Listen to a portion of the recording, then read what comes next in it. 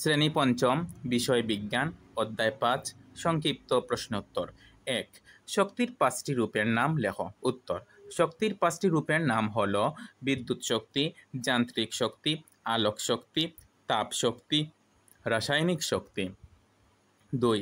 তাপ সঞ্চালনের 3টি প্রক্রিয়া কি কি? উত্তর: তাপ সঞ্চালনের 3টি প্রক্রিয়া হল পরিবহন, পরিচলন, বিকিরণ।